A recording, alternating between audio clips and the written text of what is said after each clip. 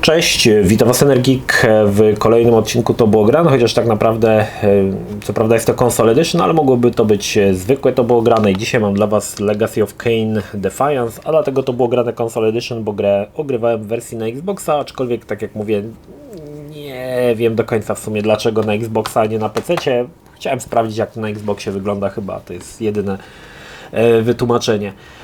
Legacy of Kain Defiance zamyka 5-częściową serię Legacy of Kain i tutaj też ciekawostka, że wiele osób prawdopodobnie nie grało w pierwszą część Blood Omen Legacy of Kain. Szkoda, bo to jest część, która w sumie najlepiej się zestarzała, z tego względu, że była to gra jeszcze dwuwymiarowa i powiem Wam, miałem takiego kumpla, który zagrywał się w Soul Rivera na PlayStation i on jakby nie był w ogóle świadomy tego, że obok Soul Rivera jest jeszcze Blood Omen 2 i Blood Omen Legacy of Kain. I gdy mówi, jak to?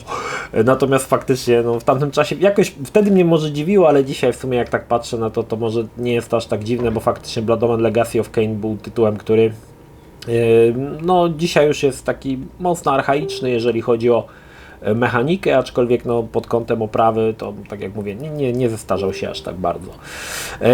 Historia Defiance to przede wszystkim najmocniejszy punkt całej gry. Mamy tutaj pierwszy raz możemy sterować naprzemiennie i Kainem i Razielem. Oczywiście wszyscy posiadają, nie wszystkie, ale większość mocy znane z poprzednich gier. Historia jakby w pewien sposób nawiązuje do zakończenia pierwszej części Blood Omen Legacy of Kain.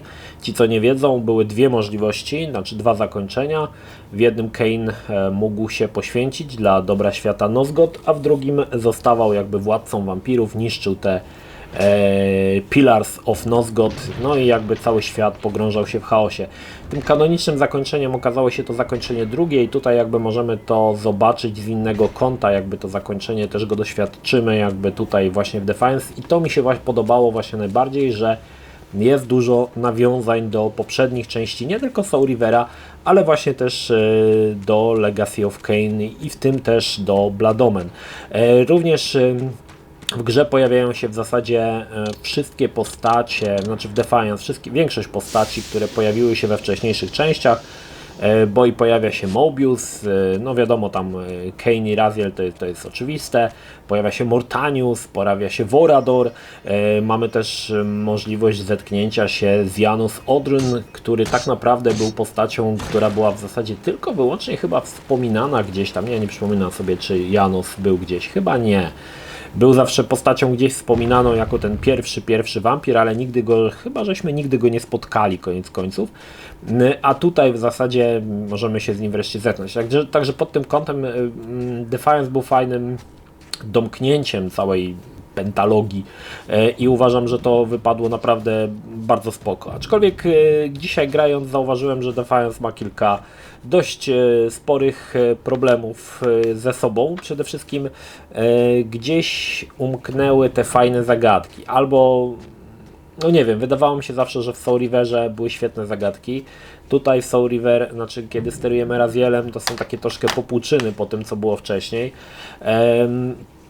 I zazwyczaj większość zagadek, znaczy zdarzają się ciekawe zagadki, bo nie mówię, że nie, ale większość zagadek polega na tym, że masz otwarte drzwi i powiem Ci, żeby te drzwi otworzyć, musisz znaleźć aż 3 różne klucze.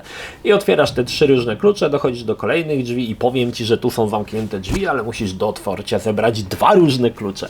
Więc dużo jest takiego biegania, szukania tych kluczy, chociaż gra jest w miarę liniowa, to nie jest tytuł z otwartym światem, aczkolwiek można się w którymś momencie tam zaciąć biegając w kółko i szukając klucza, który otworzy te drzwi. Pod kątem nie samej mechaniki, ale zagadek, gra wydaje mi się sporym krokiem wstecz, natomiast na pewno jeżeli chodzi o samą mechanikę sterowania Kainem i Razielem, to jest w zasadzie to, co już widzieliśmy wcześniej. Na pewno pod kątem oprawy gra wypada nieźle i przyznam szczerze, że nawet dzisiaj grając, nie wiem jak na PC by to wyglądało w wyższej rozdzielczości, ale na Xboxie faktycznie gra nadal wygląda zacnie.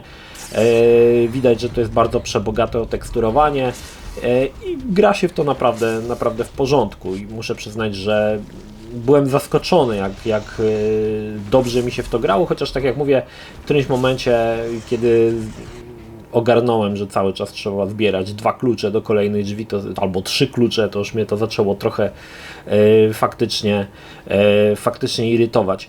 Niemniej, no faktycznie Defiance był ostatnią grą i z tego co pamiętam, w polskiej prasie to był tytuł raczej dość pozytywnie przyjęty, ale tak jak sobie patrzyłem na Metacritics, to ta wersja PC-towa i Xboxowa była raczej taka średnia, była raczej średniakiem. Koniec końców był potem w planach jeszcze jedna część Legacy of Kain, mianowicie był to Soul River Dead Sun i tutaj taka mała ciekawostka, właściwie to nie, Legacy of Kain Dead Sun. Był to reboot całej serii. Na YouTubie możecie znaleźć masę informacji, czy tam nawet są gameplaye, chyba z półgodzinny gameplay z tej gry, jak to miało wyglądać. Tam nawet mamy tą słynną scenę, kiedy powstaje Raziel, kiedy Kain zrzuca go i on tam się zamienia w tego Rivera. Tutaj mamy jakby to zupełnie inaczej pokazane i powiem wam tak, ten Dead Sun reboot polegał na tym też, że wszystko jakby przeniesiono troszkę chyba w nasze bardziej czasy. Postacie są bardziej ludzkie, nie są takie komiksowo przerysowane jak w poprzednich 5 częściach i muszę przyznać, że w mojej opinii ten Dead Sun wypadał gorzej. Znaczy pewnie mechanika, oprawa jest o wiele lepsza niż to co było kiedyś, ale wydaje mi się, że te wszystkie postacie miały tyle w sobie charakteru, że teraz żeby je porzucić i wyprodukować coś zupełnie nowego, no to powiem tak, średnio mi się podobało. Natomiast uważam, że to, co zostało zaprezentowane od pierwszej części Legacy of Kain, Blood Omen, aż do Defiance jest dosyć spójne i ta historia jest spójna i nie widzę powodu, żeby... Nie widziałem powodu, znaczy nawet dzisiaj nie widzę powodu, żeby robić reboot w oparciu o bardziej ludzkie postacie niż takie właśnie tutaj te maszkarony, które zostały zaprezentowane w tych właśnie grach. To, co jeszcze mi się podobało, to, że gra się w to jakby bardziej płynnie. Nie wiem, czy będę w stanie to wyjaśnić, ale rozgrywka jest bardzo taka płynna. Tutaj nie ma jakiegoś zamulania, coś. Oczywiście Raziel ma nadal możliwość przenoszenia się w ten świat duchowy i z powrotem, tak. Kain głównie skupia się na walce, chociaż też mamy tutaj jakieś tam zagadki. Dodatkowo każdy z naszych ziomeczków może doładować sobie broń, pokonując przeciwnika. Kolejnym elementem, który zdecydowanie był irytujący w grze, to respawn przeciwników i tutaj twórcy nawet nie za bardzo kryli się z tym respawnem, bo często przeciwnicy pojawiali się dosłownie przed naszymi oczami, czyli jak pokonałeś wszystkich i już myślisz, że jest czysto, jeżeli postałeś chwilę, to przed tobą pojawiali się przeciwnicy znikąd. I pamiętam, że to lata temu w 2003 albo 2004 roku strasznie mnie irytowało i tutaj niestety muszę przyznać, że też mnie irytowało, ale też musimy pamiętać, że to jest gra z troszkę innych czasów i to nie są tytuły, które możemy przyrównać do dzisiejszych mechanik rozgrywek. Wtedy było trochę inaczej, tak? I wtedy dużo rzeczy było robione troszkę po omacku, nie do końca wiedziano, co się przyjmie, co się nie przyjmie, jakie będą standardy. No dzisiaj jakby mamy to bardziej to takie osadzone, więc w zasadzie większość gier opartych jest na podobnych standardach. A jeżeli jest otwarty świat, to wszystkie gry, poza tym, że różni się po prostu oprawa, to wszystko jest to samo. Natomiast no, uważam, że Defiance, ja gdy grałem lata temu na premierę, bardzo mi się podobał i uważałem za świetne zakończenie historii. I tak, muszę powiedzieć, że tutaj jest jakby to domknięcie tej historii, ponieważ większość tych złoli z poprzednich części ginie, aczkolwiek to nie jest tak, że twórcy nie planowali nic nowego, bo jest jakby pewna furtka, która mówiła nam, że będzie kolejna część. No niestety tak się stało, że już kolejna część nie powstała, szkoda, bo jednak marka była bardzo mocna w czasach PlayStation 1 za sprawą 2 części Soul Rivera. Nie wiem, czy akurat Blood Omen, Legacy of Kain i Blood Omen 2 to były takie mocne marki. Wydaje mi się, że nie były one aż tak bardzo znane. Natomiast Defiance pojawił się już na PlayStation 2 i też nie wiem, czy to był aż tak mocny tytuł na PlayStation 2 jak Soul River, który no jest naprawdę kultowy, na tyle kultowy, że nawet chyba w tym PlayStation Classic wydanym jest chyba jedna część, tam o ile dobrze pamiętam, albo jedynka, albo dwójka, nie pamiętam, któraś z części jest dodana. Także to był naprawdę znany tytuł na PlayStation, no i potem oczywiście starano się ciągnąć to na PlayStation 2, ale tak jak mówię, nie do końca wiem, czy cieszył się aż taką popularnością. Ja jako fan marki no to grałem we wszystko, co wychodziło, także tutaj to nie ma co ale no nie wiem, jak to było, szczerze mówiąc. Pytanie, czy dzisiaj warto zagrać? Legacy of Kain Defiance to tak naprawdę gra, w którą nie ma sensu grać bez znajomości poprzednich części. I mówię to z tego powodu, że świat, czy tam historia świata Nosgoth, historia Raziela i Legacy of Kain to jest historia, która jest naprawdę piekielnie dobrze napisana i warto ją poznać całą.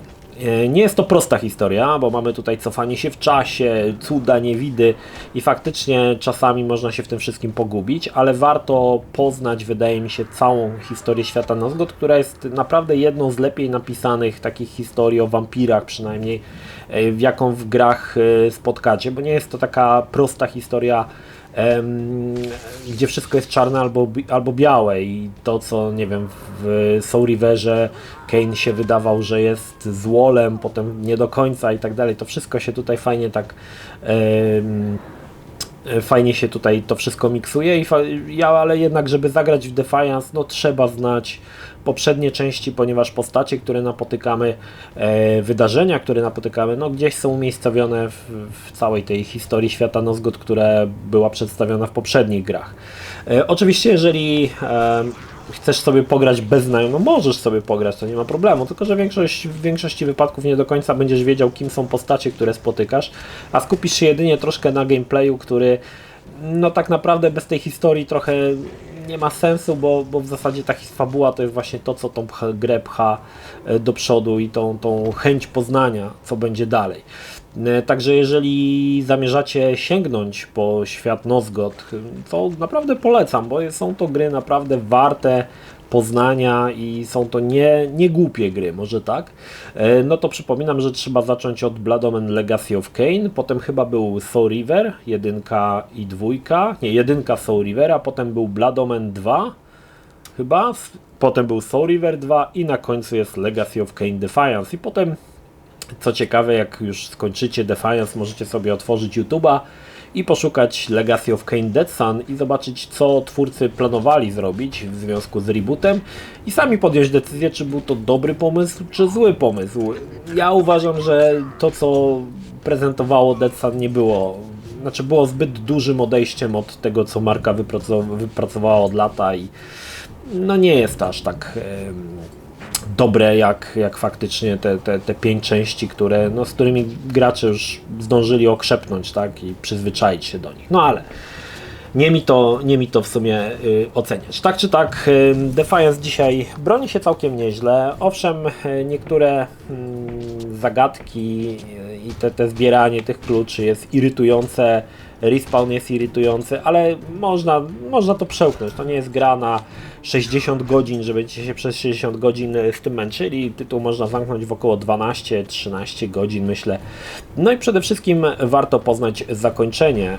Tak naprawdę otwarte nadal zakończenie, ale jakby jest tutaj ciężko mi powiedzieć, jak domknięcie jakby tych 5 części, ale jest furtka na część 6, może tak to powiem. Niemniej warto poznać jeden z, tak jak mówię, historia o wampirach jest naprawdę niegłupia, jedna z takich lepszych napisanych i faktycznie widać, że ktoś tutaj nad tą fabułą siedział, że to nie jest prosta historyjka, chodzi ludzik i pije krew innych, tylko jest tutaj dość dużo głębi w tej historii. Myślę, że to jest najważniejsze. Także jak macie jeszcze nie mieliście okazji, chociaż podejrzewam, że większość, która jest zainteresowana, miała okazję, a jeżeli nie mieliście okazji poznać się z żadną częścią, no to zachęcam. Oczywiście te gry już, tak jak mówię, są archaiczne i niektóre mogą odstraszać, ale wierzcie mi, że historia świata Nosgoth zdecydowanie nadrabia mankamenty w oprawie. Legacy of Kain Defiance jest domknięciem, ostatnią częścią i prawdopodobnie żadna inna część już nigdy nie powstanie, chociaż niektórzy twierdzą, są takie, gdzieś słyszałem plotki, że niektórzy twierdzą, że pojawi się jakieś wznowienie, czy tam jedni mówią, że będzie po prostu taki reboot, coś na zasadzie Dead Suna, ale jakby tej klasycznej serii Legacy of Kain, tych wszystkich 5 części. Inni mówią z kolei, że pojawi się po prostu port 5 części na jakąś nową konsolę w wydaniu zbiorczym. Ja przyznam szczerze, że nie wiem, czy mi się chce w to wierzyć. Nawet nie wiem, kto ma aktualnie dzisiaj prawa do marki. Wydaje mi się, że to dosyć by było takim karkołomnym zadaniem, żeby te prawa marki do tej marki odzyskać. No ale jeżeli by powstało, no to słuchajcie, no to czego chcieć więcej? 5 świetnych gier, jak najbardziej chętnie świetnych do zagrania, byłoby naprawdę świetnie. Podejrzewam, że najszybciej, jeżeli coś by miało się pojawić, to musiało się wziąć za to jakieś Night Dive Studio, ci co remake'ują System Shocka, po prostu wziąć się za bary z tematem i przygotować wszystko od nowa. Może by i to faktycznie wyszło. Chyba najciekawszy byłbym pierwszej części Blood Omen Legacy of Kain, co udałoby się z tego wynieść. Jeśli gra by miała być w pełnym 3D, to mogło być naprawdę ciekawym doświadczeniem, natomiast no, na razie nic nie słychać o tym, żeby cokolwiek się działo z marką i jest ona na tą chwilę martwa i tyle. No. Ale miejmy nadzieję, że kiedyś jeszcze się odrodzi, bo wierzcie mi, że warto. Także jeszcze raz, ostatni raz polecam całą serię Legacy of Kain, nie tylko Defiance. No wiadomo, że jak skończycie 4 części, to po Defiance trzeba sięgnąć. To tyle. Pozdrawiam Was, Energik. Trzymajcie się. Do następnego. Cześć.